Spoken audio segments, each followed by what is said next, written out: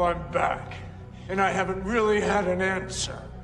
But now, yeah, I'm thinking I'm back.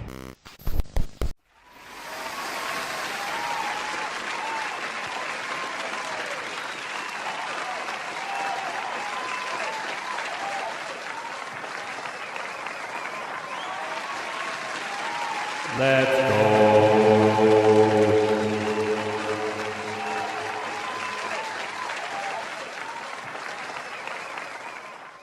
Thank you. Thank you very much, everyone. Hopefully mic's good. I'm trying to do something different with this one. Might be good, might be bad, don't know. Trying to figure out how it works. Doing it from the side this time. Hopefully it sounds good. Welcome, everyone, to the Peti Kish Live. Happy Friday the 13th. It is the 13th. Oh, shit. Oh, fuck. That's crazy. That's crazy, dude. What the hell? Where's my...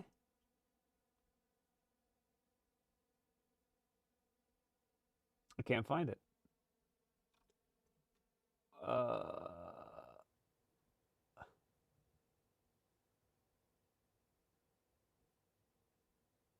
Oh, here it is. Yeah, I found it. Fuck. I love Geralt. Geralt of Rivia, Henry Cavill, great actor. But yeah, there's a lot to talk about today, guys. I hope everyone's doing well, though. Everyone's doing fine. We're going back again to see what happened this week for topics of the week with Peti Kish Live. There's a lot of gaming stuff here, but there are some tiny bits of movie talking points here and there. But mostly, we're going to be talking about gaming.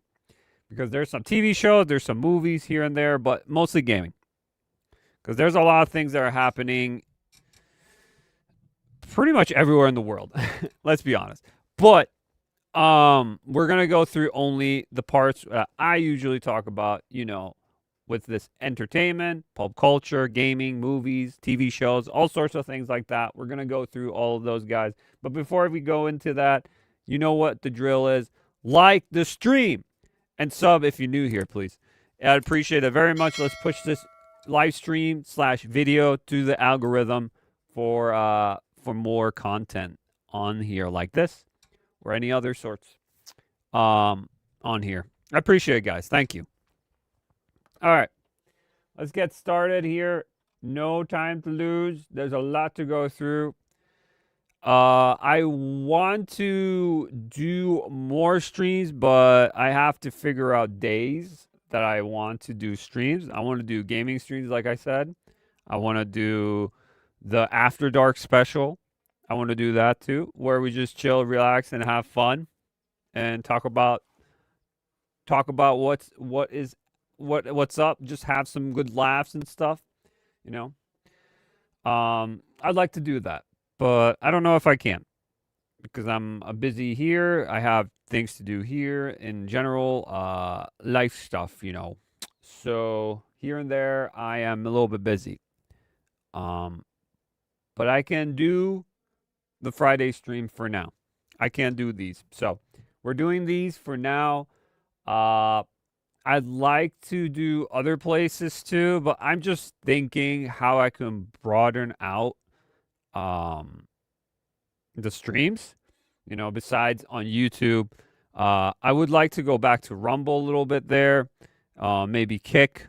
I don't know yet. Maybe do multi-stream. I don't know. It's so difficult because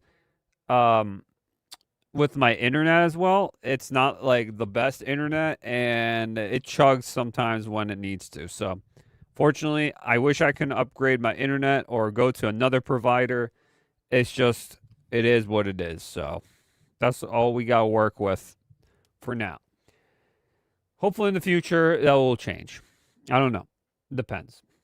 I've been out of it myself, so I've been just like, what is going on in the world? What is happening on the internet? What is going on? I've been just out of it completely. I'm just like, how's time flying this fast? We're already in March, dude. We're in March already, and the year just started, and we're in the 3rd month already. I'm like, holy shit. Holy shit, dude. Fuck. Yeah, just like Geralt. Fuck. Damn, that show was destroyed. It was dirty what happened to the Witcher show, the live action. It got so dirty, dude. It got destroyed. Like the beginning season was pretty good. I enjoyed the first season. Yeah, it had some problems, but it wasn't as bad. And then we got into like season 2 and it like fell off real bad. Season 3, I watched like 1 episode. I was done. I was done with season 3. I couldn't even watch the whole thing. It was a joke. But that's what we got to go through right now. So, let's go through these topics. I'm going to mix match smaller topics, bigger topics, doesn't matter. Depends how passionate about each topic I am. And see how we go through there. Let's talk about this new let's talk about some movies first and TV shows. So,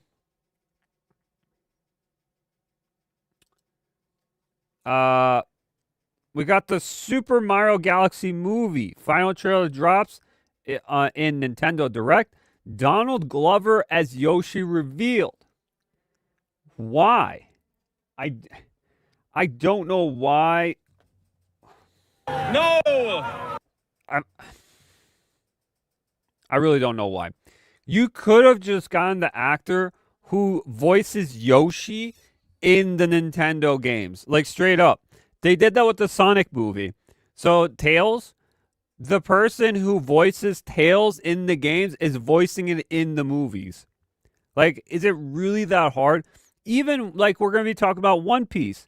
They got the voice actor for Tony Chomper, the little reindeer dude, is voiced by the same person who's voicing the anime. So I'm like, why do we need Yoshi to be Donald Glover? Like, it just doesn't make no sense.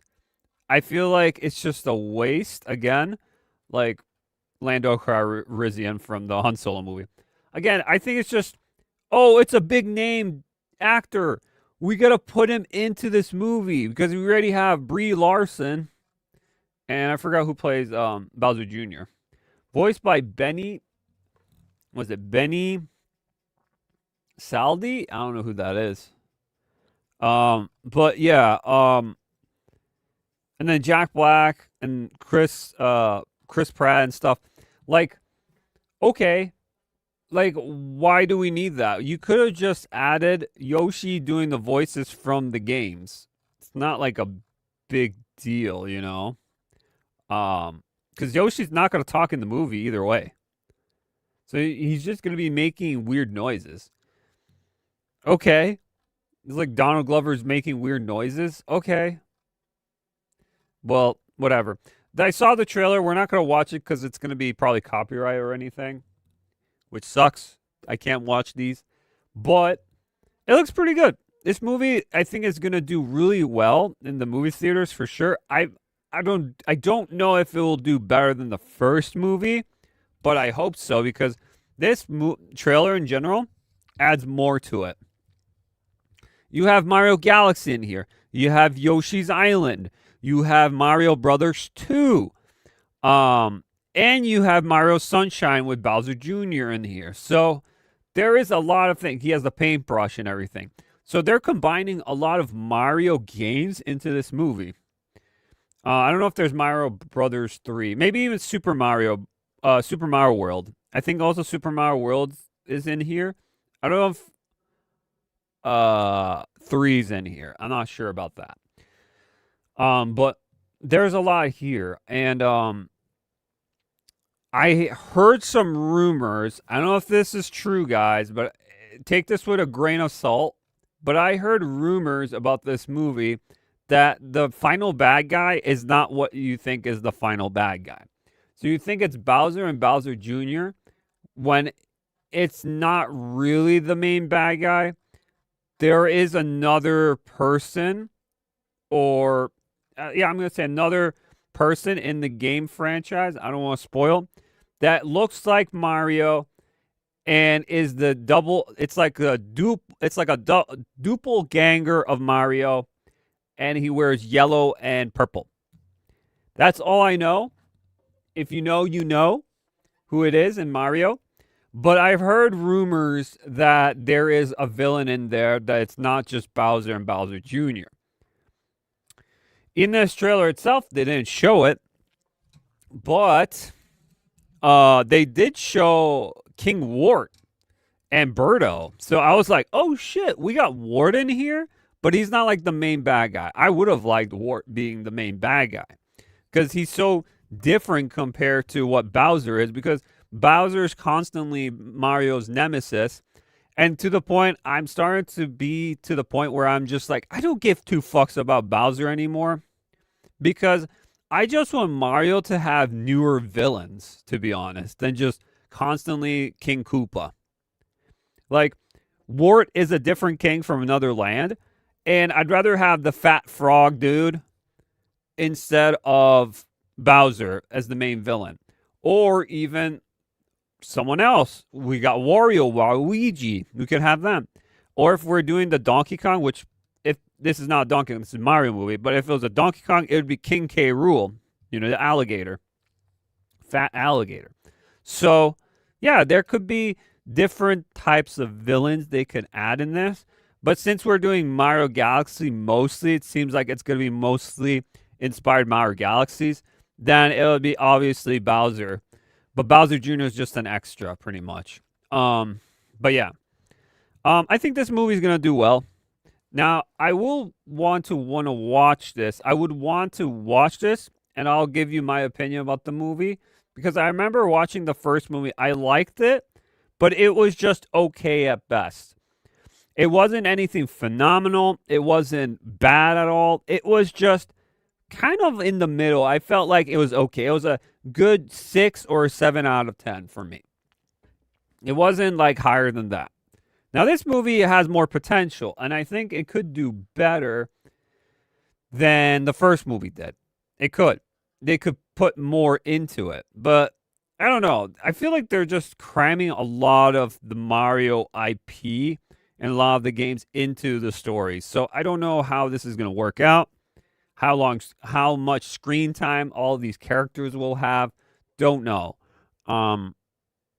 But hopefully it's a good movie. Hopefully it is. But the Yoshi with Don Glover, that's just like, why? I don't know. Like, doesn't make no sense, but whatever. It looks good, though. It looks good from the trailers. It definitely does.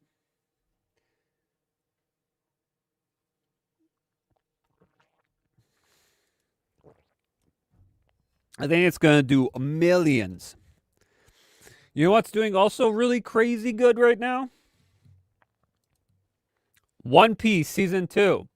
So I haven't got the chance to watch One Piece yet, but I remember watching the first season and loving it. I really liked the first season of One Piece. I really did.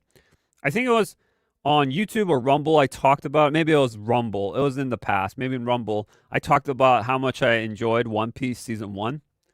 I really did. I enjoyed One Piece. And it's not like anything phenomenal by any standards. I just enjoyed it. I had a good time. You know, yes, there are parts where it's cringe. Sometimes it's implemented weird because in anime or in manga, it's different how it's interpreted, since also language barrier, obviously with Japanese. It's going to feel weird when you do it live action, especially this Americanized version of One Piece, but also trying to be faithful to the source material. I would say quotations faithful. I don't think it's going to be 100% faithful, obviously. But what I hear about it, like what I hear, and I asked some friends, they said it feels like One Piece, you take out all the filler and you just rush through the big moments in One Piece. That's what they feel like it is. Because if you watch the anime, it has a long episodes, long you got long arcs. This one's like really fast and it's going through. It's like the best moments of One Piece, like a remix of the best moments. That's what you're getting. So you're going to have those subtle moments here and there with characters, but it's all going to be super fast how you go through different arcs really fast through the show. And it's only 8 episodes. So how fast are they going to go? Even though, you get a long chunk of like an hour and a little bit more of each episode. How long will it be, for that? So I don't know. It seems like right now on Rotten Tomatoes, it's doing really well. Critics like it, audience like it. Then again, Rotten Tomatoes, we talked about, they're botted, and a lot of them can be changed and manipulated, the review scores for them. So, yeah. And then let's see Metacritic. Metacritic says One Piece Season 2, generally favorite, 80, and acclaimed by user score 8.5. So people are liking this show, it seems. It looks like. Very good scores. 60 TV Guide. Season 1 was mostly table setting. Season 2 is the true beginning of the adventure, embracing the weirdness and warmth of the source material for better and worse. So I know there's going to be people that say this show's ass, it's not faithful. Those people are the true fans of One Piece. And I get you. I get you completely. But let's be honest, I've seen worse shows that have ruined the adaptation of something before. This is not the worst I've seen yet. And I do understand you. I do understand. Whatever you love, what you're passionate about, and you've been watching, even with manga and anime people, they don't like it either, both of them. Some people like the anime, some people like the manga. And then some people like this. Most, I think, normies like the live action One Piece.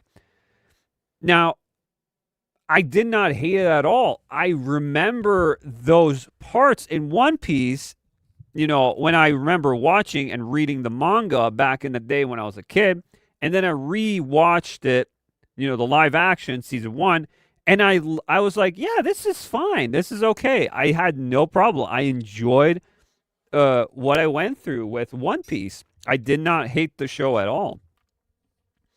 But some people are picky and didn't like it and all this and that. And I understand that too. I understand the hardcore fans.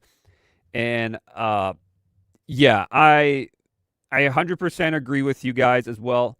It probably does have problems. There are some cringe moments. I agree. I've seen them on Twitter constantly, or X, getting passed around. And I'm like, damn, this is pretty cringe, though, some of these parts. But hopefully they stand with the characters, how they act, everything. Just make it the same, I guess. But sometimes transferring things that are the source material to the same thing can be obscured and could be a little jarring at first when you see it, when you see live action One Piece, and then you're like from the manga and you're like, what the heck? And then from the anime and you're like, what the heck? And then live action is like, what the heck is going on? Like, it's jarring.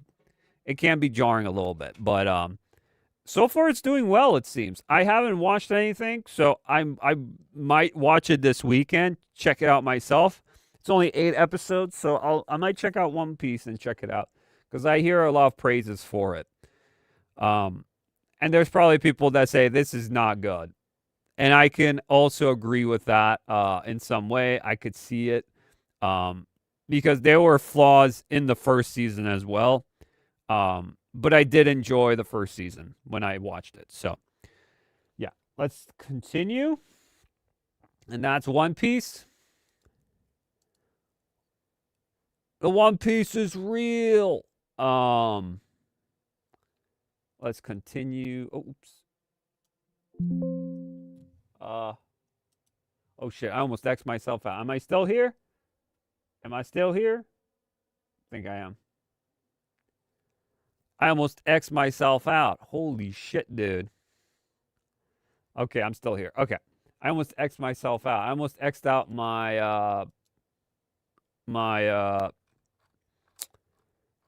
OBS. Almost X'd it out. Okay, let's talk about this next movie a little bit. Let's watch a little trailer for it or a little teaser for it. Okay. Here we go. There we go. All right. So, Street Fighter. The Street Fighter movie's coming out in fall, I think in like October. And we got an update, I guess, sort of, to Street Fighter. So Street Fighter at Twitter/X, honor, respect, legacy. Street Fighter game director Nagahama-san. I probably butchered it. I'm sorry. I'm not good with names. Joined the set to ensure every punch, every costume, and every moment honored the legacy. Street Fighter the movie hits theaters everywhere October 16th. Okay, so I was right. This year, respect to the legacy, Street Fighter 6. The Hollywood set, he joins there under the supervision of director Nagahama. The series traditions are perfectly recreated. The uncomprising Street Fighter is born here. So there it is. And we'll watch a little trailer, I guess, of this. Hopefully I don't get copyright or anything for this, but we're going to see this real quick.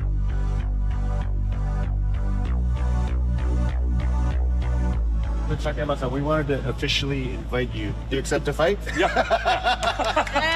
All of us, we're going to do our best to honor the characters and to bring them to the life in the best way they've ever been brought. Ever. 制作している監督はじめみんなそのストリートファイター大好きで自分たちと同じようなファンでいてくれてるっていう子がすごく安心材料の一個で We're all big Street Fighter fans. I played it on my PS4, my PS5. I was obsessed with Street Fighter. I just hit the button so fast and then see what happens. すごく難しいことを It's pretty cool. Like, some of them look really good, and some just, I don't know if it's going to hit with some characters. I still question the Ken actor here and there. A lot of people are... it's hit or miss with people, I would say, but I feel like they're trying to be not too serious and more comical in some way, but also serious. I don't know how this is going to work out. I definitely will watch this when this comes out, for sure. すごくスマートに達成してくれてると思って Holy shit, dude. Go back. That's Zangief? Holy shit. With Guile? And you have the director here, or the Street Fighter director himself for the games? Holy shit, dude. してくれてると思ってます。自分が知ってるストリートファイターはこれだ。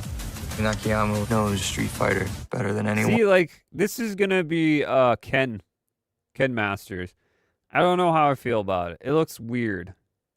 It looks kind of weird. I don't know. I question Ken Masters. Here's the guy who brought us a modern Street Fighter, and he wants to play. Good luck. Guile versus Cammy? But it's definitely no fair. He knows things. It's okay. Yeah, one more.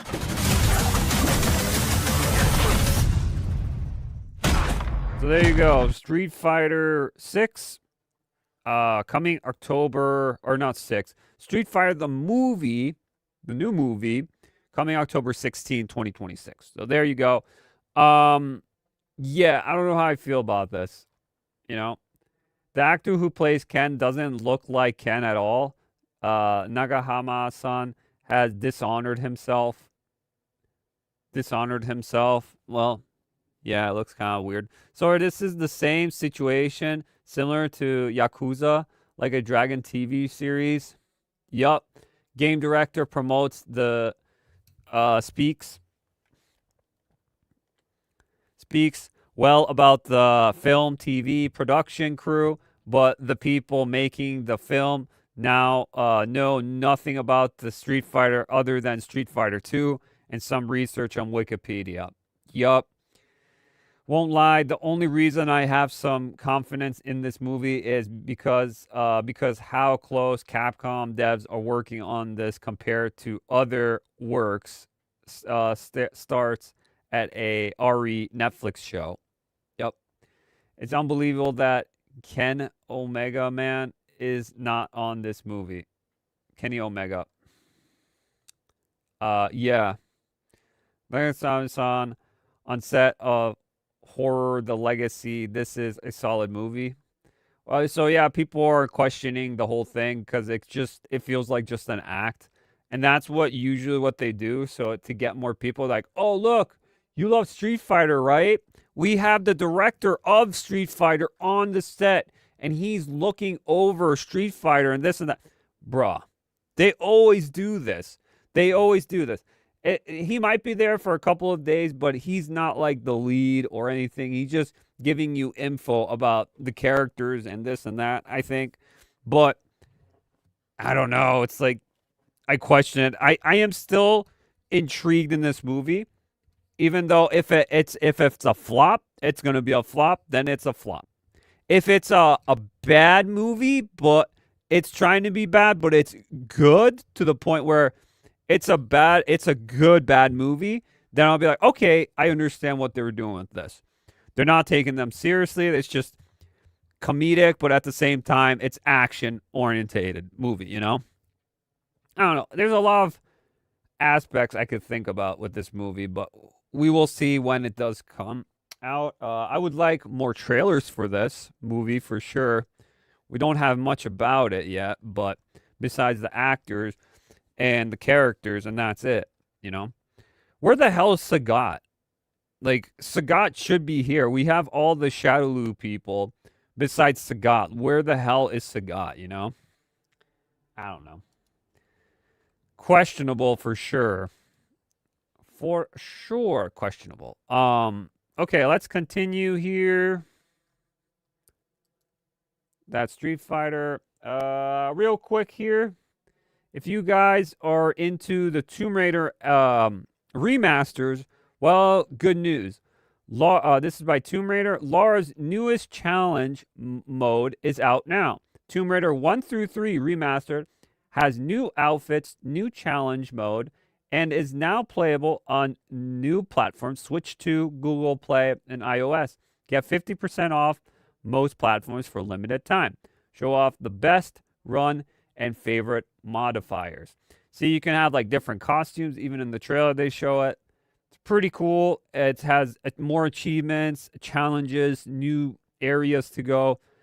It's just adding on upon the game itself. This is how you do a remaster. Straight up. I've been saying this for years. I would love Capcom to do a Resident Evil game in this formula.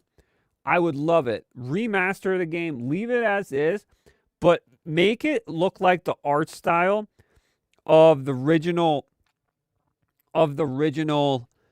art of the 1996 or 7. I'm trying to remember. 1998? Is 1998 or 9? I think it's 6 or 7. I forget.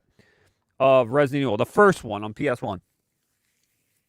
Make it look like that, because I have an art design of that, and I think the models look really cool. They could do that, and then up. They're remastering. They're using the same assets. Everything's the same. It just looks better. That's all I want. Just like this Tomb Raider remaster. They would be making gangbusting money. Capcom would be making so much money because all the old OG fans would be praising that game. And, you add achievements to it. You add little bonuses to it than what the original had. Dude, you could do so much. It would be so cool. And that's all you would need to do. It wouldn't take... I don't think it would take that much time. And if you want, give it to the fans. The modding community fans. Because the Tomb Raider... Most of these people who did this were fans who worked on the Tomb Raider remasters. And they just gave it to them, and they sold like crazy. So they did really well. Why can't we have that with Resident Evil? You know? But I'm just letting you know, this just is coming out. They're probably going to do it for the 4 through 6 as well. Remaster, but that's awesome. They're like, you know, Tomb Raider's anniversary is this year. We got to have something, so let's give them a little bit more with these remasters. So they're still updating these games, and they're still kicking ass. So good for them with that. Love to see it. All right. Speak about One Piece. I saw this. Where is it? Real quick here. Speak about One Piece. There's going to be another Netflix live-action anime show coming. Or anime to live-action show. Oh, boy. So, Pirate Nation posted Samurai Champloo is returning as live-action Netflix series from the One Piece adaptation team, and the original creator is on board. We've learned after Cowboy Bebop. Sure you have. Sure you have. Okay. Samurai Champloo is super niche. I love Samurai Champloo. I really love this show. I thought it was one of the... It's literally my After Dark special. It's in there. It's one of the animes in there in the intro. I like this show a lot. Now, would I want it to be live action? Hell no. Because you know why? The animations in this show are amazing. And second of all, it would be just completely out of context. Stuff in this wouldn't make no sense. And it's a Japanese setting show. So it would be all Japanese actors. If they get all American actors, they're already fucked up. If they're doing all Japanese style actors, okay, it could work. But I would still think this would not be good. This would not be good. Like, all these anime adaptations into live action are not good. I'd rather still have the gaming, like, games into movies or TV shows. I'd rather have that. Anime, just leave anime as is. Anime is already good entertainment as is, like, animation-wise and everything. It's good. Like, I don't want an anime story into live action. It's like, no. It's like if I wanted the Devil May Cry series of 2007 into live action. Hell no, I don't want that. I'd rather see a Devil May Cry live action then. Or a better Devil May Cry anime like in the 2007 version. Not that shitty Netflix version. Fuck that, dude. That Devil May Cry was disrespectful to the source material. And it's fucking not even canon. It's just, it's good that it's not canon. I just don't like it, what they were going with it. It's just Americanized, westernized anime, cartoon animation. It's not actually real anime. So, fuck this shit. I don't know how it's going to be received, but fuck it, because Netflix is a piece of shit company. So, they cannot make their own make something new. Make your own content, Netflix. Stop taking different IPs and making something different out. No, just fucking do like Stranger Things. You had your huge show, Stranger Things. Do something like that. No, we're going to take more and more, because now One Piece did really well. They're going to be taking more anime adaptations into live action, or getting more of these animes and bringing them back, like Samurai Champloo. So, yeah, fuck that. Fuck that shit. Netflix is horrible. Not good with that. I do not like that at all. Let's see what else we got here. We got tons of stuff here. Here we go.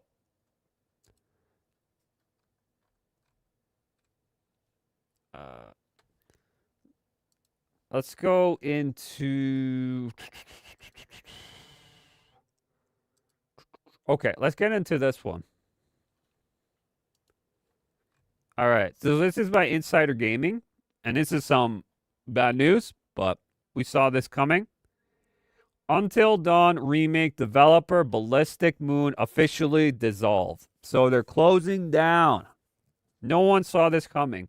Because what I said about Until Dawn, I was thinking about picking it up, but I didn't pick it up because even though the graphics look good for that new Until Dawn remake, I felt like most of the community I saw also online talking about it, just something felt off, like something felt different about that Until Dawn.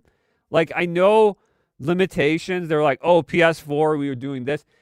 Why are we starting the game? Also, soundtrack. A lot of the soundtrack elements were taken out from the original, and they redid differently. We started the game during, it was like a daytime area or when the sun was going down. But in the original, we started already, it was nighttime. So, I understand because, Until Dawn, like, you're going to be Until Dawn, you're going to be there through the night. Yes, it makes sense. But the thing is, the original already started at night, so it just confused people. And it's just, something about the game was a little off. I'm not saying it's a bad game per se, because if you didn't play the original, it's pretty much the same game. Let's be honest. They've added an ending a little different for maybe a sequel, don't know.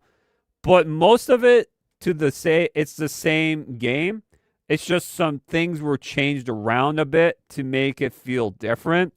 And maybe it wasn't the best of the changes, So the developer of Until Dawn remake, Ballistic Moon, has officially been dissolved. Paperwork was filed with the UK government in February 2026. Insider Gaming on the Until Dawn remake developer Ballistic Moon and effectively closed. This followed the layoffs announced in September 2024. Yep, I remember that. Now the company is officially dissolved according to its final Galestal. On February, the Until Dawn remake was released in October 2024. Damn, it's been that long? It's been like 2 years? Holy shit, how time flies. And by December of that year, the company had quietly laid off the remaining staff it had kept on board to support the game after launch. Yeah, because we saw the numbers on the Steam DB. They weren't good. The game was too high of a price, and it had problems. I think also some people on PC had problems with it in the beginning. I remember having some problems with stuttering, optimization issues, as well as the feeling of Until Dawn didn't feel like it. The setting and the music and the environment, like a lot of the things for it was a little off and outputting for people that thought this is going to be a one-to-one remake. When it is a one-to-one remake, it's just adjusted and tweaked a bit to change it. And I guess it lost a little bit of its essence and it felt more bright instead of more darker. I don't know, something like that. So, again, it wasn't doing so good if you looked at the numbers. The remake received mixed reviews. Currently, it has the Metacritic score of 70. Unfortunately, that's the only project the team ever released. The studio was founded by the former Supermassive Game staff members Duncan Kursov and Nell McQueen and Chris Lamb in 2019. Oh, that sucks, dude. These are the people who are some Supermassive. They wanted to continue the franchise of Until Dawn, which I don't know if they will continue with a second one. That might be over. That story might be over. So that ending didn't mean shit. No major representative from the Sony Ballistic Moon have commented on the studio's dissolution. As one of the Fortnite March 2025 report, Insider Game attempted to multiple times contact Ballistic Moon representatives and Sony should any estimate. So they didn't really do anything. Okay. So rip to Ballistic Moon. It sucks that your first game, and it's just really a remake of a game itself, already, crashed and burnt. I don't know. I think you should have kept it the same. Maybe there was copyright issues with the music. Maybe you wanted to do things a little bit different. Maybe you're, what was it? You wanted to make it a slightly different, feeling a little different than the original, but still keeping it the same, everything the same. And I think, to be honest, I think it was the price. I think the price of the game, if you look at it, was like $60, $70. It's very steep. Very steep. If this was maybe a $40 game or $30, I could see it doing better. If for the price of this game, it didn't give the expectations what they wanted, you know?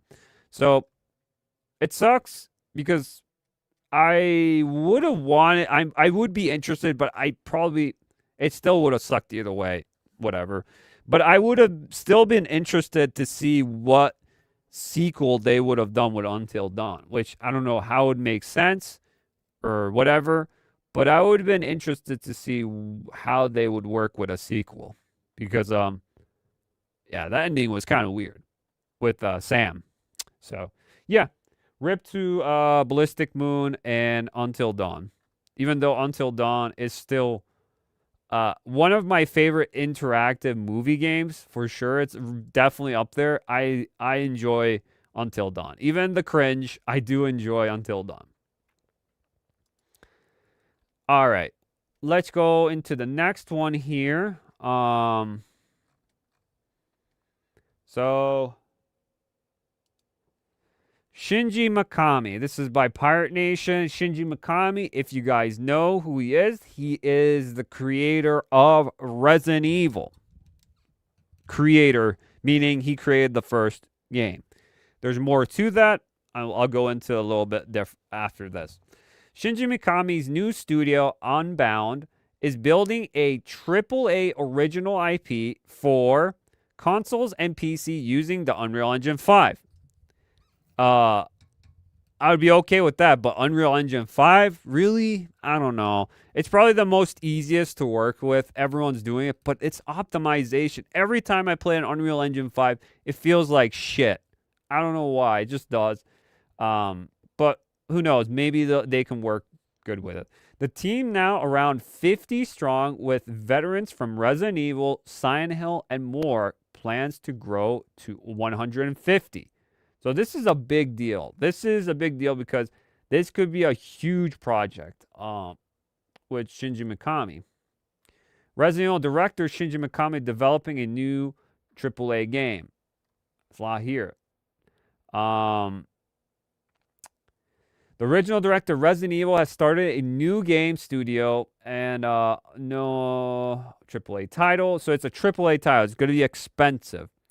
Unbound Games was founded in 2022 and began business in 2023. Shinji Mikami, who has worked on games such as the original Devil May Cry, the original Resident Evil 4, and more recently Hi-Fi Rush, is now the resident director at the studio. Yeah, he did Hi-Fi Rush. Didn't he do also Evil Within? And Microsoft literally canned Hi-Fi Rush and Evil Within, all these games. So he had a lot of interesting things he wanted to work with Shinji Mikami wanted to work on. It's just everything got canned. So he's like, fuck this, fuck Microsoft, fuck Sony, fuck blah, blah, blah. I'm going to do my own thing now. So the studio mission statement notes that they are developing an original high-end consumer game for large-scale AAA titles and challenging smaller titles for users worldwide. The AAA titles are currently being made by PS5, Xbox, and PC. I would have done a AA, to be honest. AAA has been, AAA is hit and miss, and it's a lot of money, but I don't know. It could have been something else. But I looked up Shinji Mikami and all about Resident Evil, guys. And what I found is, I've been looking at this for a while. I'll open it for you guys. Let me grab it real quick. I think I have it here. So if you guys didn't know, I didn't know this. I researched this a little bit ago, and I thought this was really interesting. So, Shinji Mikami, as we know, is pretty much the creator of Resident Evil, as we know, survival horror, that type of game. He sort of created that franchise. There was games like that in the past, but not as well known as Resident Evil. And I looked into it, and it seems like he wasn't the only one that worked on Resident Evil when that was going on. I looked it up. So this was with, I looked it up AI with Brave, and this came up because I looked up Parasite Eve, because there was some connection there. And it seems like Kenshi Iwao, I don't know how you say his name, the director of Parasite Eve 2, played a pivotal role in shaping the story, that lore of the original Resident Evil. Contrary to the common attribution to Shinji Mikami. So he had a huge role in Resident Evil. And let's see what it is. Iwao joined the Resident Evil project midway through development as a planner, a senior creative role, akin to a director, and was responsible for scenario planning and story development. Okay. He was very important then, because he did story development, scenarios, and all sorts of things with the characters. He convinced key elements of the game's narrative, including the Umbrella Corporation as an overarching antagonist, the T-Virus as a catalyst for the outbreak, and the zombie and monster designs. Iwao, I don't know how you say his name, I'm sorry, advocated for a complex sci-fi horror narrative with backstory related through scattered documents, which ultimately influenced the game's iconic atmosphere and lore. The Itchy Tasty, for example. Despite creative disagreement with Shinji Mikami, whose initial vision was more minimalistic and story-light, Iwa's proposal, with approval from Capcom's higher-ups, and became the foundation of the franchise. After leaving Capcom, Iwata used rough story outline for he had created for Resident Evil 2. One director, Parasite Eve 2, which explains the thematic and narrative similarities between the two games. So that's very interesting. Thus, while Shinji Mikami is often credited as the face of Resident Evil, Kenshi Iwao was the primary architect of its core story and world building, a fact supported by the interviews and behind-the-scenes accounts. So this man himself was the one that created the world of Resident Evil, and he did the world building, the stories, and all as we know today as Resident Evil. And why it was so impactful and so interesting is because of this man. Shinji Mikami was only pretty much there for the gameplay. He did not really care about the story at all. He didn't really care about what would happen and what's going on. He just said straight up, I just want to make this game. And I think originally it was a first-person shooter game, but they didn't have the limitations back in the day to do that, like our first-person horror game, which now we saw with Resident Evil 7 and with 8 and 9. So, yeah, it's very interesting. This is the same with Kojima when he was making Metal Gear Solid. You know, Metal Gear Solid, everyone always praises Kojima for Metal Gear Solid, but the beginning of Metal Gear Solid, why it got so popular and so praised for, it was the story, is because I forgot who it was, but he had a writer that was doing a lot of the original Metal Gear Solid is only until Metal Gear Solid 4, it was all in Kojima's hands. He did it all.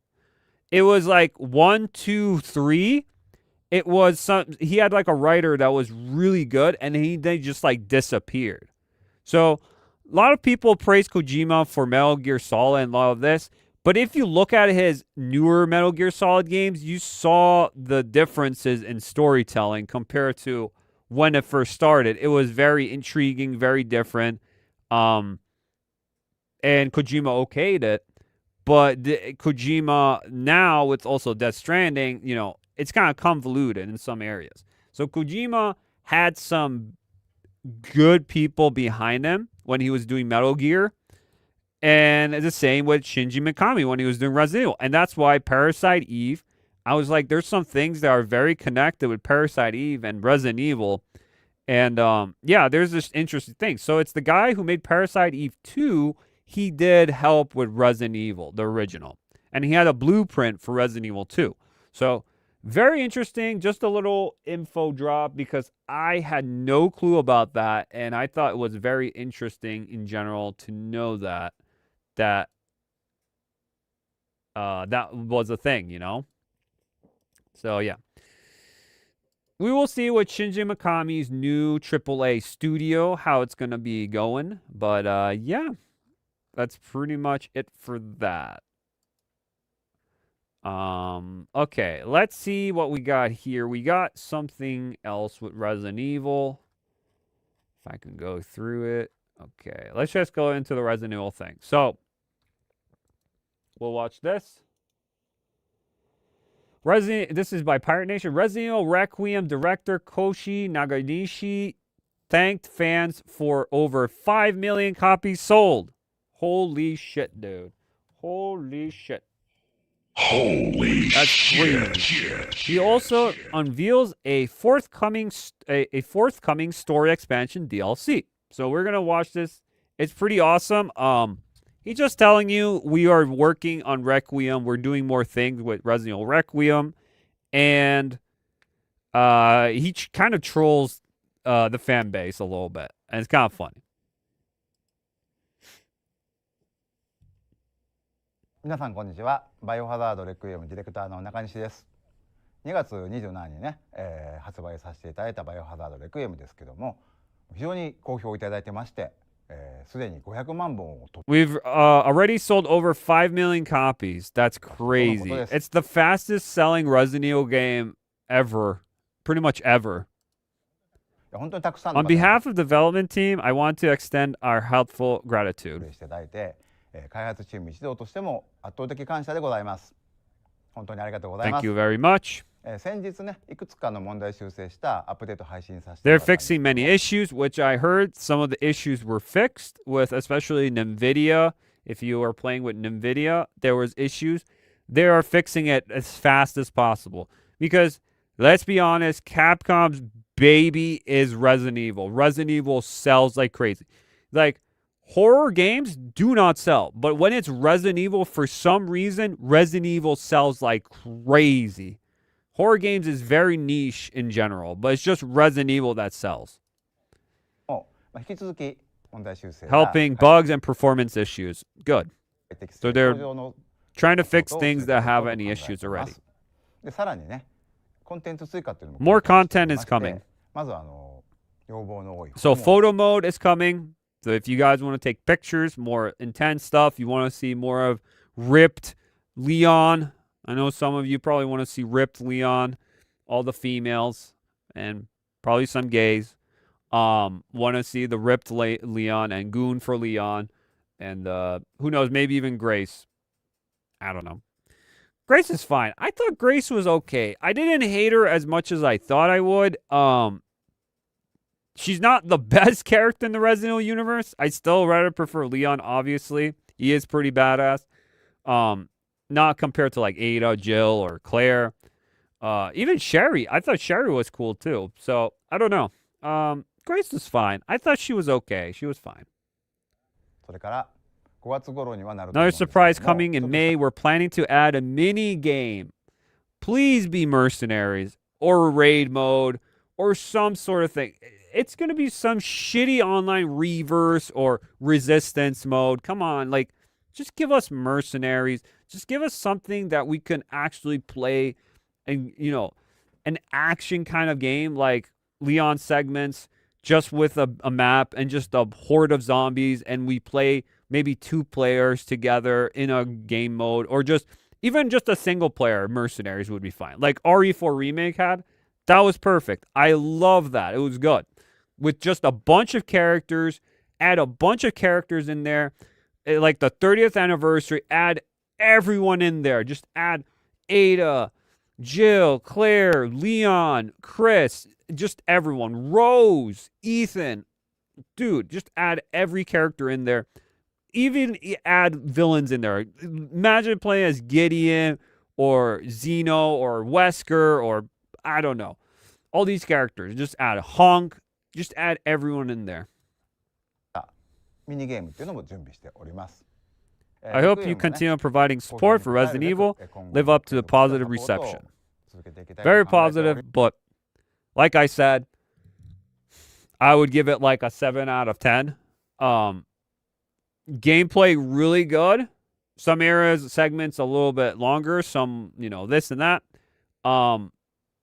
The changing of characters, I wasn't like a big fan of it. I wish it was just a scenario A and scenario B. That's just me though, like the original. Like for Resident Evil 2. But it was still good. It was still an enjoyable game. The writing is kind of poopy. I didn't like the writing as much in the game. A lot of stupid things here and there, but I still, it's a really good game. It's still, I still recommend it though. One more thing. What the fuck? Forbidden. Yo, we're going to look at these later. These are all memes and weird shit. They're like, this would be hilarious. Forbidden Requiem. It looked like a wedding for Leon. If you guys don't know, Leon has a ring on his finger at the end of the game. He puts it on, and it's in the concept art. So he's married to someone. That's crazy. It's just a bunch of shit people post. Like, it looks like AI slop.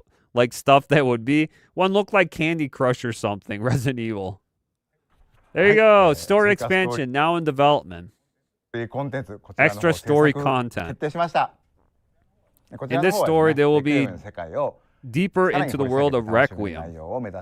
You had to work it now. It'll take some time. We are asking you patience and hope you look forward to it. I wish it would come out faster. I really would, because that ending, oh my gosh, I just want more. It's just like, it felt like it got interrupted. It just ended, and it's like, I want more of it. So that's not a bad thing. You want more. That's not bad at all. They did a good job in that department. It's just, I want things more. There's stuff that's not answered. I want to know more about this. I want to know more about that. It's just, there's things I'm like, what is going on? I want to see how, like, all this is intertwined, you know? But whatever rumors I've heard about that it might be something with a prequel to Alyssa Ashcroft, Grace's mother quotations, but maybe with that, something with that. Or I heard also what Leon was doing between Resident Evil 6 and Resident Evil 9 in between, and maybe something with he got married, all this and that, and maybe looking into different things. I don't know. There is a lot there that they can still work with. So either way, it's going to be a prequel. Now, could it be a sequel? That could be it too. They could do a sequel too. I would like also if they had some sort of interesting thing with Hunk, because if you know, Hunk's in the game and he gets wrecked. But when you look back at the body of Hunk, he's not there no more. So he escapes. People are saying he escaped. So maybe a fourth survivor kind of style, like him escaping the Ark facility. That would be cool. I don't know if they would be able to do that, but could be interesting. Thank you again for all your support. And there you go. That's pretty much it, guys. Pretty cool. Pretty good stuff. Not much to show, just a lot of just saying this is gonna happen and all, you know. So yeah, people have been posted. Where is it? Trying to find it.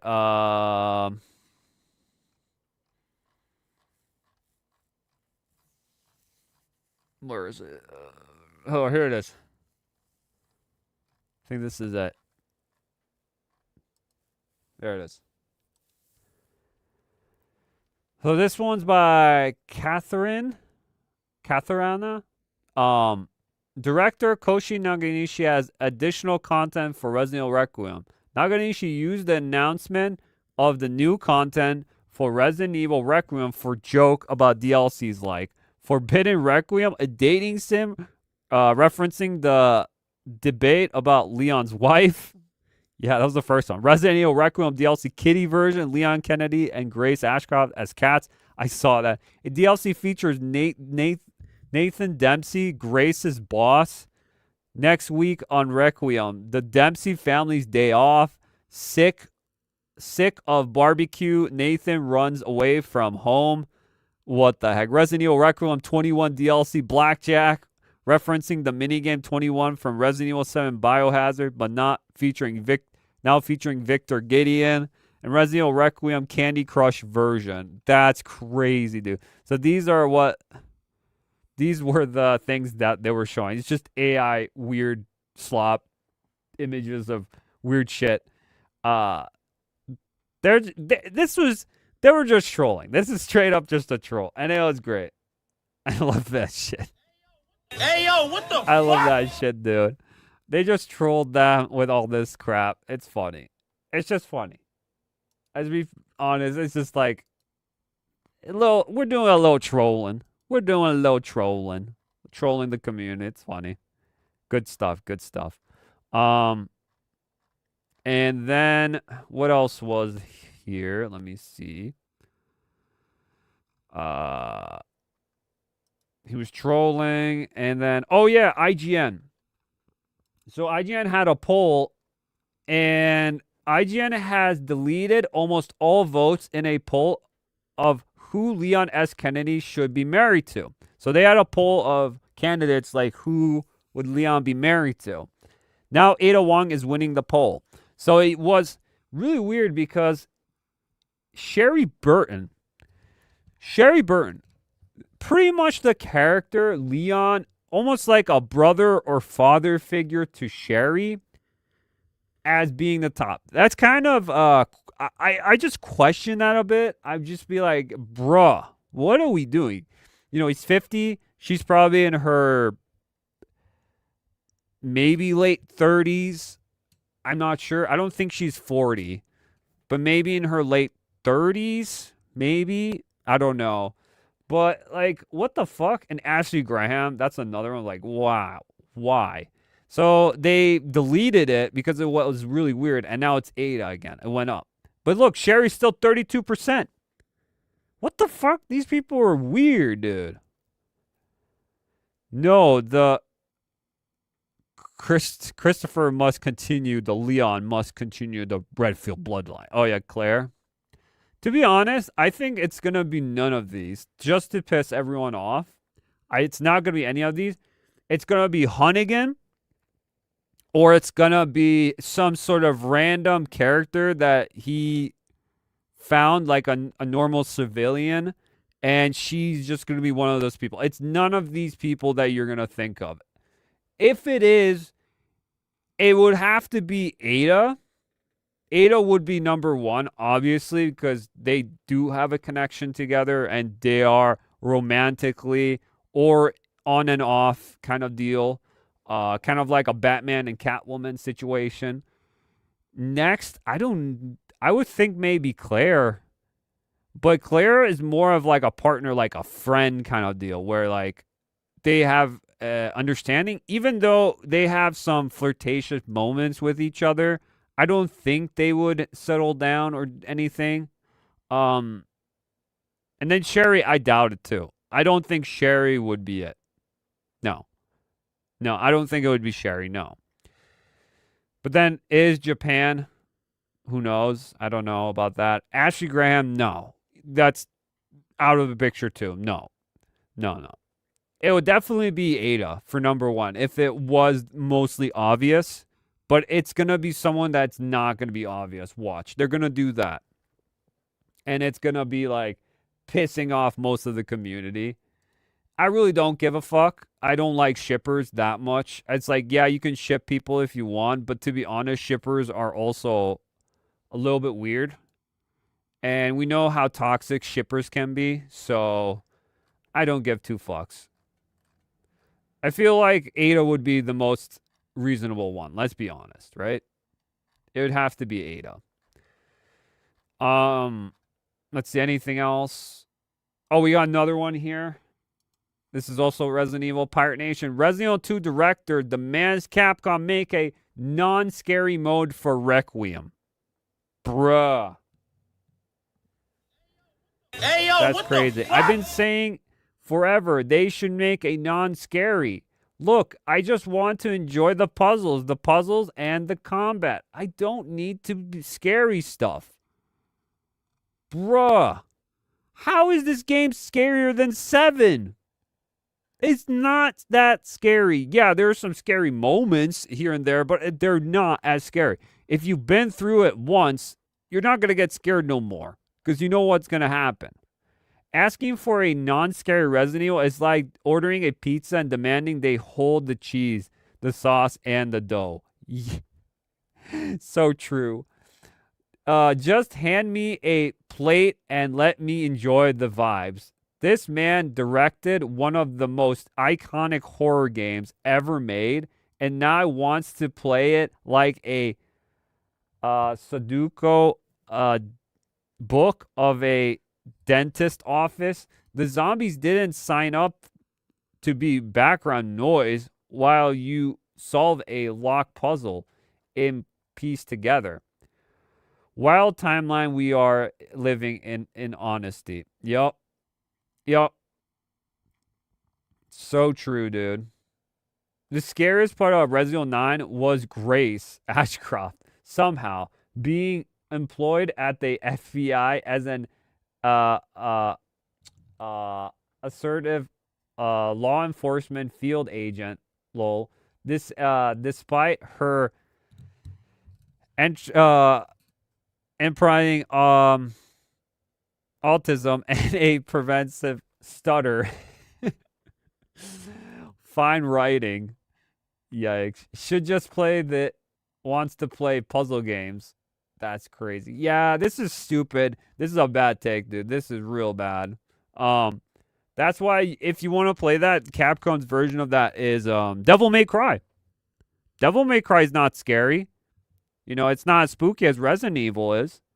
It's not supposed to be scary. Resident Evil is the scarier version of Capcom. If you want another Capcom game that has also scary monsters in it like that, but are not scary, you play Devil May Cry. That's more badass, you know?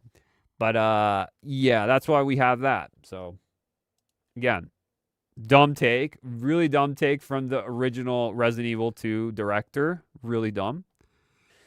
Let's see. Next topic. Let's talk about this Valve thing, per se.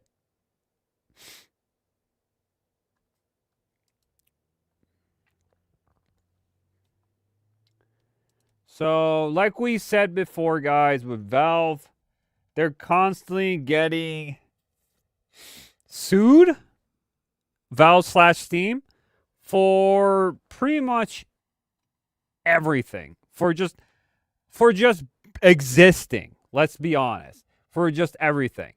And it's the most stupidest things here. So here we go, Pirate Nation. Here's another one. Valve has been hit with a second class action lawsuit over its loot box system in Washington federal court. We had the last one with New York. That also was, because kids are playing these games. And then we found out, wait, most of those games are rated M games. They shouldn't be played by kids. And as well, and you could blame that on ESRB. I would blame it on ESRB, not on Valve or Steam. Again, loot box system, Washington federal court. The suit alleges that the loot box system in Counter-Strike 2 operations is illegally gambling through casino-style mechanics like unpredictable rewards, and he near misses with plaintiffs seeking billions in restrictions. Okay, but isn't like every game, live service game, doing that though? It's not just Counter-Strike 2. Like, let's be honest. There was loot box when Overwatch was doing it, and they brought it back because more people wanted the loot boxes. It's not like in a casino where you're wasting money and you get nothing back if you lose. If you do the loot box thing, you're still going to get at least something. You're not going to get what you're getting, but you're still going to get something. It's like, welcome, where have you been since the last 10 years when loot boxes was a thing? EA has been doing it for years. Epic Games is doing that. Like, they've been doing this forever, dude. It's confirmed that someone is targeting Valve and Gabe. This is clearly a coordinated attack. I agree. They want competition to go away because Valve and Steam is killing it in the market. They're doing crazy numbers. They're just winning by doing nothing. And they're like, you know what? We have so much now. We're going to do a Steam machine. We have a Steam Deck. We have our headset we use for VR. And we're just doing this. And we're giving you good prices for things.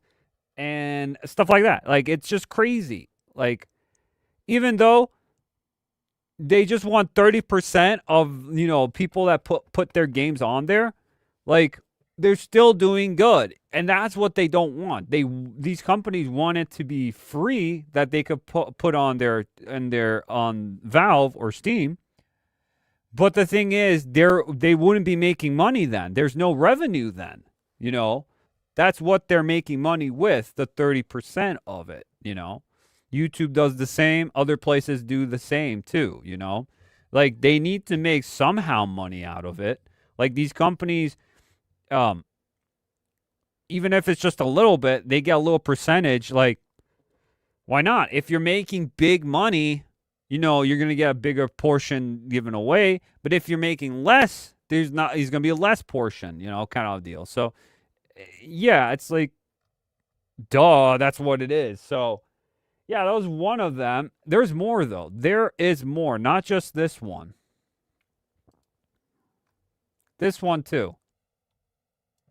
This one's also pretty dumb. British music rights organization PRS for Music is suing Valve, claiming that Valve must pay separate licensing fees for making available games that include music from PRS members.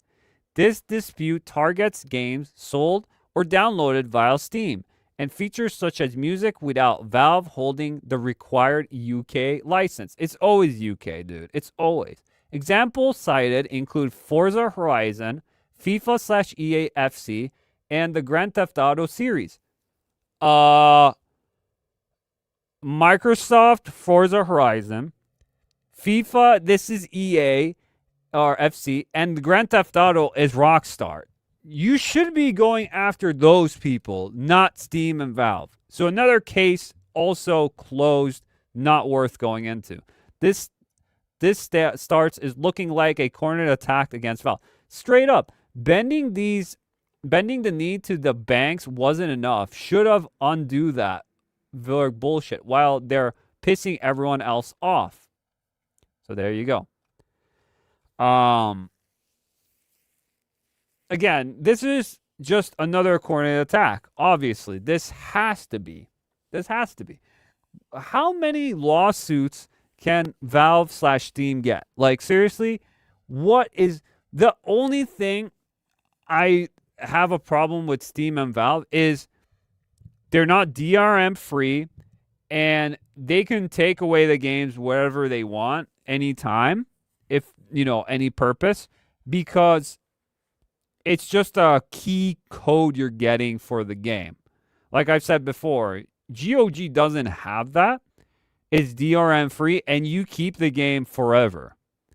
So I know I had problem with that with Steam, but Steam is still better than most of the companies we have today with Microsoft, Sony, Nintendo. Like, Steam is still for the gamer. It's just, it has that weirdness to it where you really don't own the game fully. You just own pretty much the serial code or the code for the game, so you can play it. So it's a slippery slope for sure, but it's better than most companies out there like Steam, Valve. When you go on PC, which PC is a large market, everyone just assumes it's on Steam, right? Because that's just the place where everyone's at. That's where all the gamers are at. So it's just Steam, right? But this is also stupid, the music thing. This has to be with the game, not Valve or Steam. This is another L from the other side. It's not Steam. It's not Steam. Same with other ones. Like, yeah, bro, loot boxes have been a thing forever. Welcome to 2026. Like, where have you been, dude? Like, straight up. Where have you been? It's crazy. And that's another thing, too, because with the Steam Deck, Sony's scared of the Steam Deck. They're scared of this little machine. Because look, Pirate Nation, ex-Bluepoint tech lead Peter, Sony is pulling back on PC ports because Valve's Steam Deck and the upcoming Steam machine could offer console-like simplicity plus the full PC library. If PlayStation games launched day one on Steam, Valve could effectively win the console war. That's just cope, because Valve is not wanting to join the console war. They don't give two fucks about the console war. They just care about giving what gamers want, giving you more options. That's all they want. They're literally just a distributor / developer of games. That's all they're doing. And on the side, they're like, well, we want to increase our echo chamber of gamers on our platform. So let's just give them literally a handheld and a console kind of competitor, like a mini PC that you can put on your TV on the couch to play with friends or whatever you want to do. Take it with you. They're just giving you options. It's not competing against anyone. They don't give two fucks about Sony. They don't do care about Microsoft or Nintendo. They're just like, well, we saw what Nintendo did, and that was a cool concept. We could do that too. Like, that's all they were thinking, like on handheld, kind of like a mobile device, or like a Switch. And then they're like, well, that console thing we did a few years ago that didn't work out? Let's try it again this time, because I think it would be cooler if we do like a sort of like use our OS system, but in a console, in like a more friendly way, so more people like it. It's like, dude, Sony's coping so hard right now because Sony's taking L's and L's recently, so it's not looking too good for Sony. But that's why they got rid of the PC ports because of this. Nah, I doubt that. There's some cope going on. There's a lot of copium there, for sure. A lot of copium with that. What else we got here? Same with Sony. Though Sony's also getting lawsuits, I guess. Sony's being sued for 1.97 billion pounds, about 2.7 billion in London. The claim is that Sony runs a monopoly on its PlayStation Store. Didn't Valve and Steam also had this problem? Like, UK just wants to sue everyone. It's like the Nintendo again. It's just like, we're just suing you. What the lawsuit claims: Sony forces every digital game and add-on DLC in the game purchases to go through an own PlayStation Store. Yeah. It doesn't force any digital game or add-on. They just give it on there. There is no competition. So Sony can charge 20-30% higher prices. Not true, but okay. Sony takes a 30% commission from game publishers. So does Nintendo, so does Microsoft, so does literally everyone. Okay. This affects 12 million UK PlayStation users. All this government overreach, what's next? Streaming services have to show their competitors' IPs? Question mark. Of course, Savvy would say that.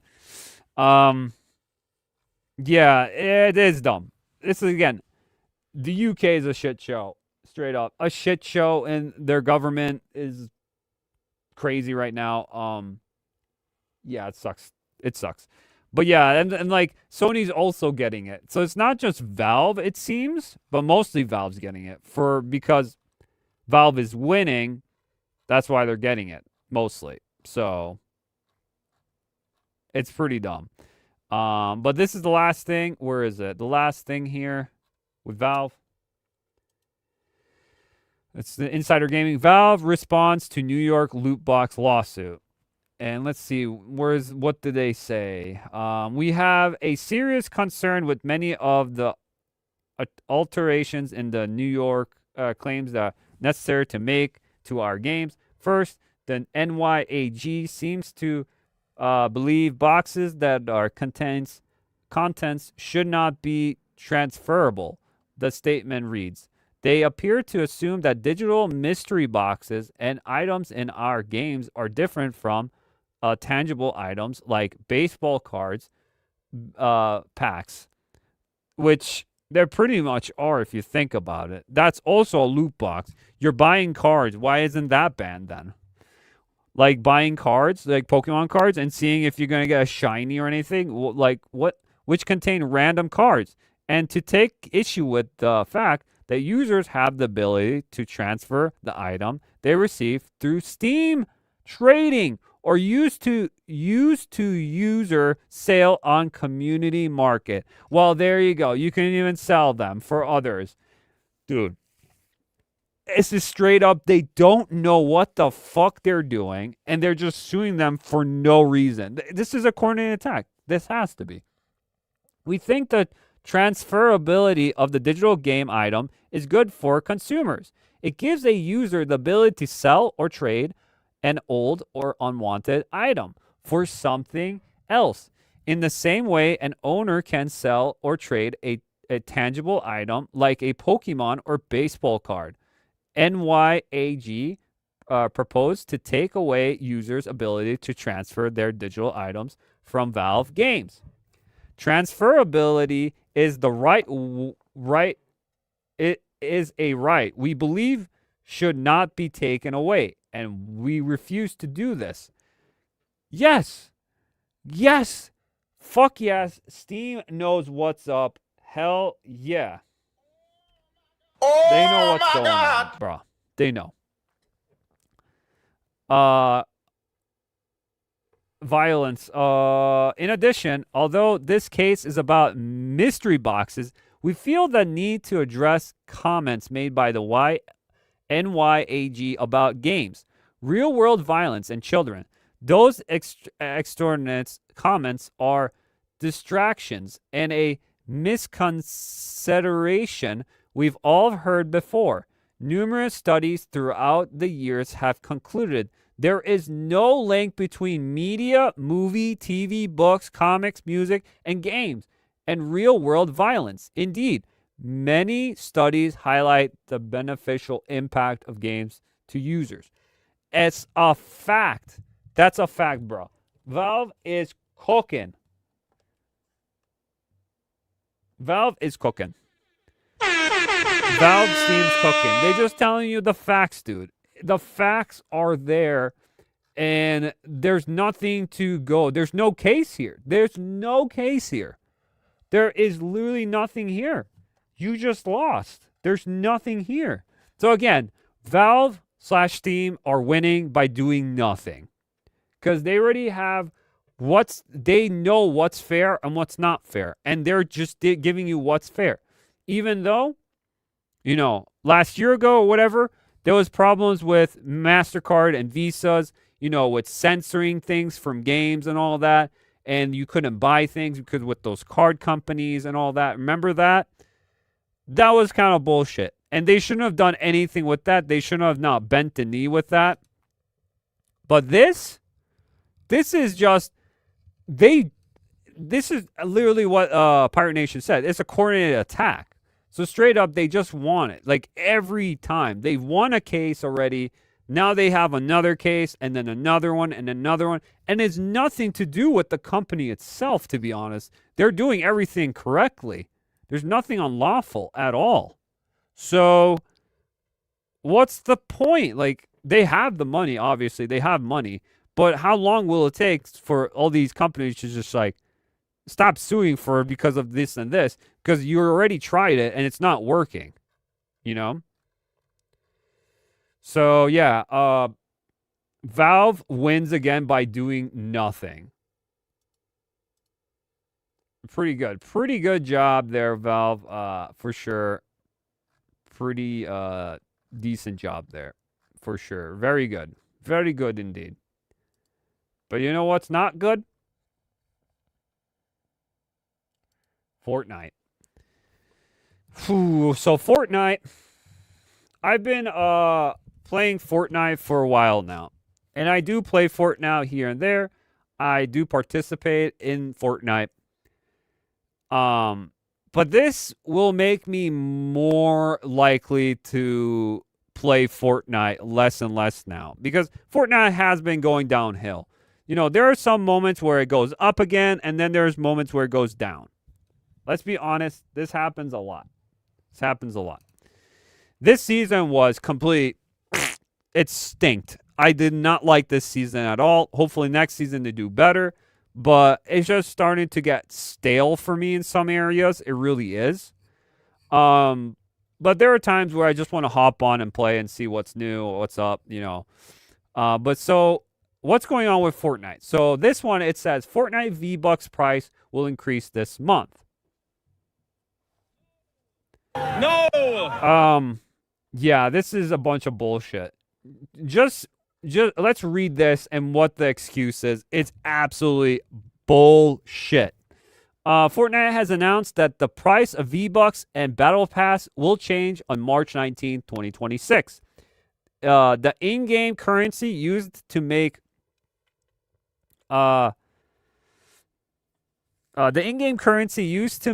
purchases in Fortnite for cosmetics and battle passes is called V-Bucks, and the developers have been tinkering with the recently. A few months ago, they announced that players would be able to purchase the exact amount of V-Bucks they want.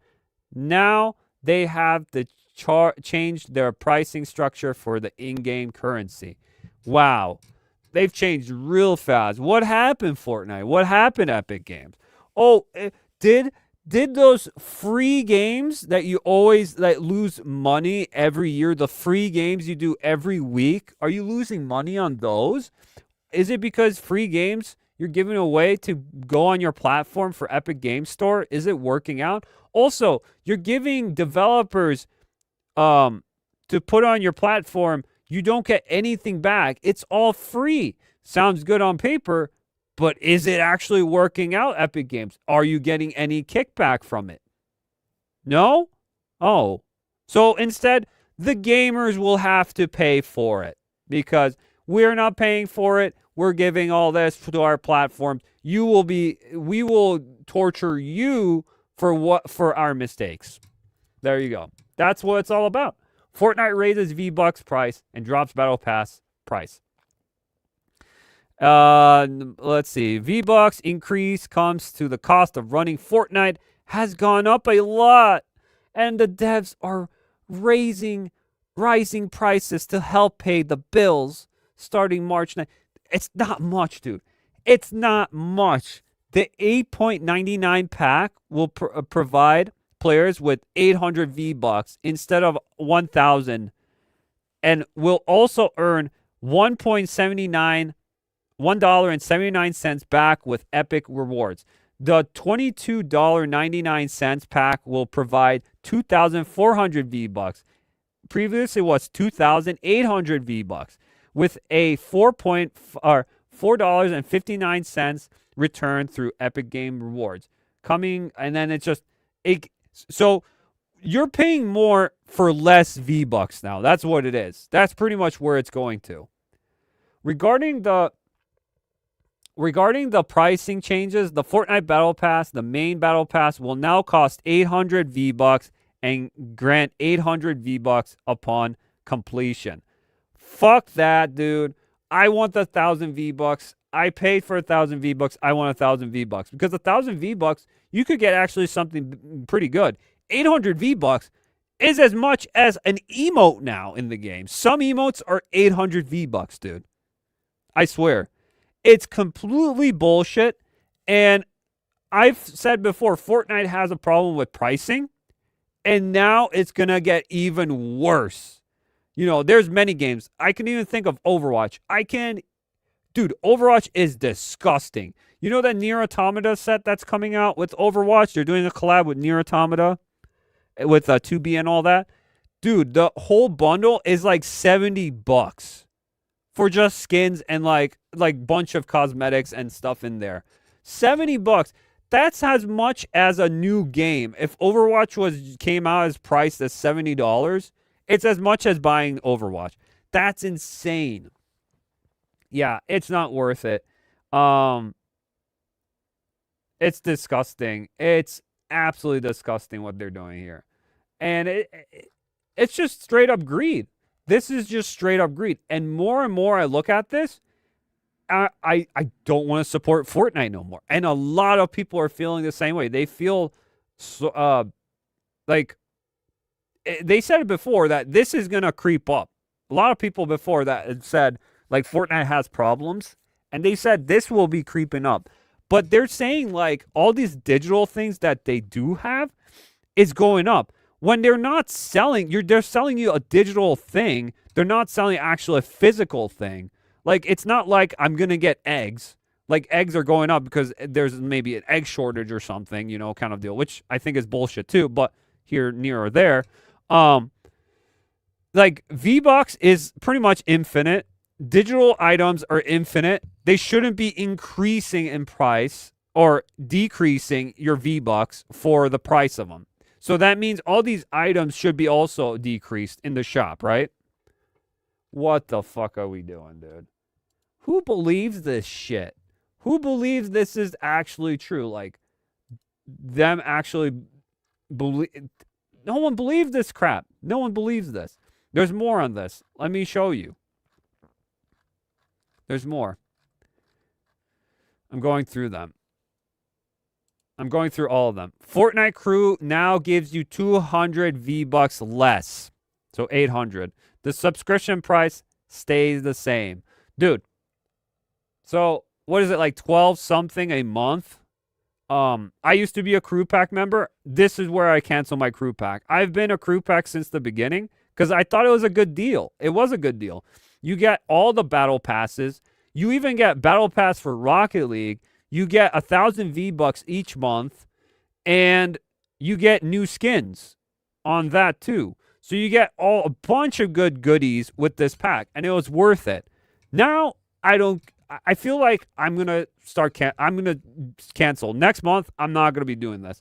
I'm done with this. I am done with this. I'll see what they have to offer for like battle passes and stuff.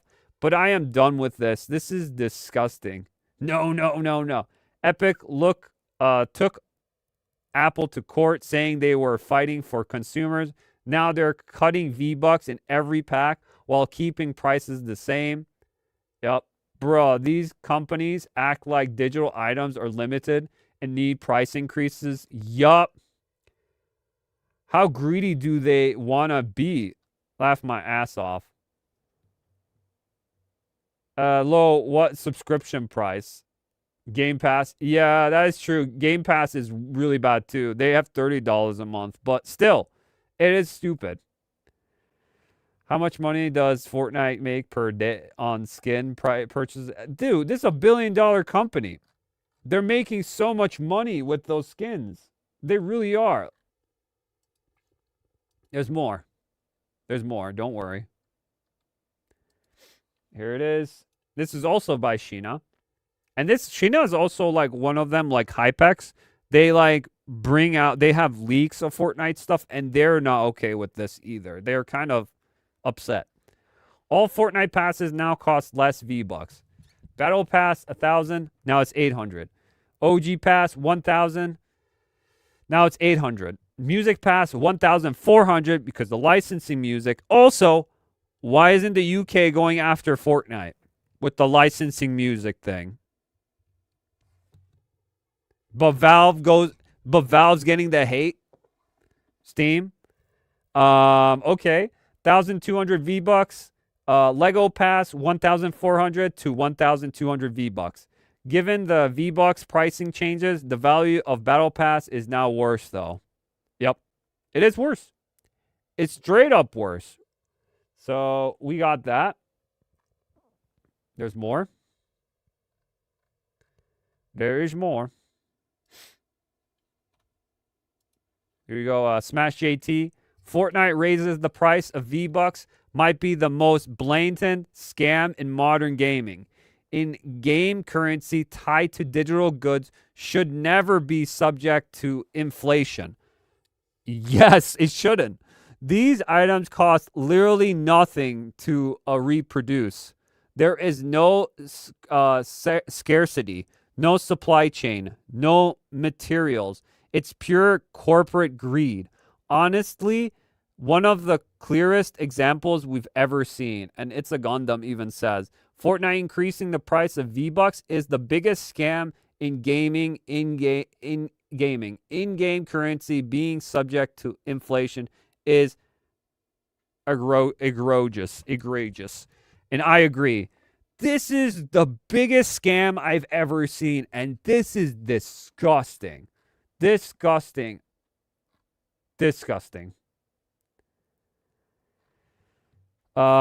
Raising costs of employment, services, software, and you don't want them to raise prices, but you are okay to pay $8 for a Starbucks coffee. Laughable. Fortnite is already one of the most profitable games ever to exist, and I don't drink Starbucks. What the fuck? Even this is bootlicking reply. Yep.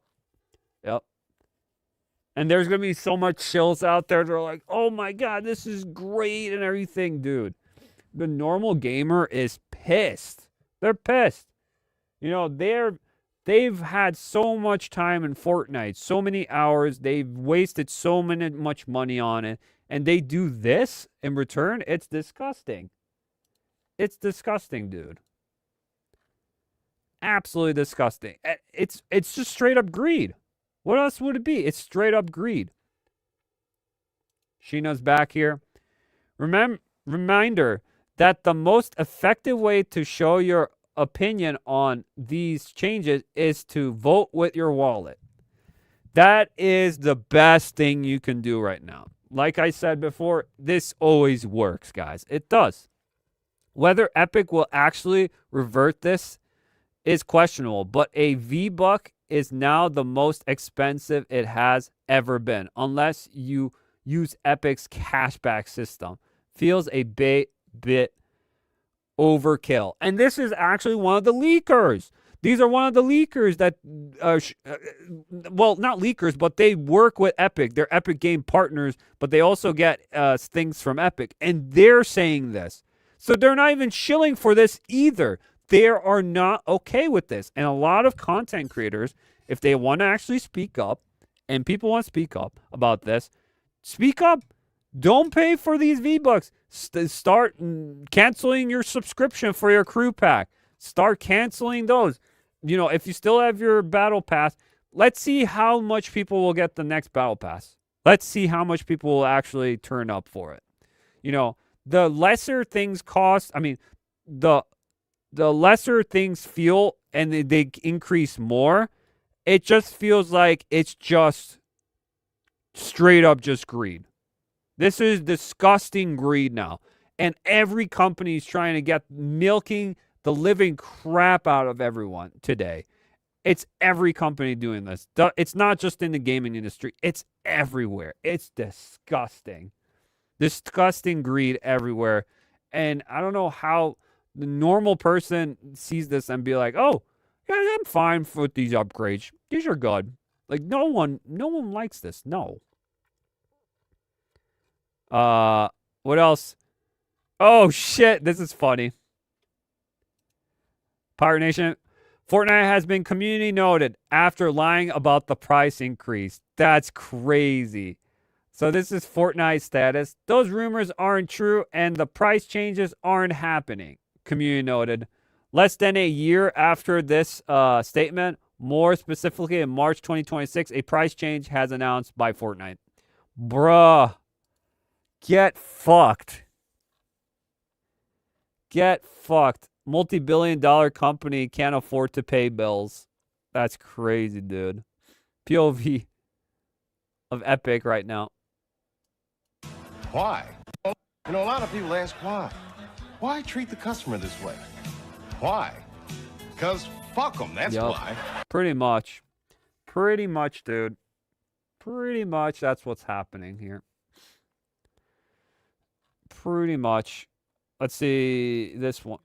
Denied speculation that it was all going according to plan for Fortnite until The Rock got involved. Yeah, I heard of this. So they just literally posted a piece of rock. This is bonding into comics. Let's see what it is.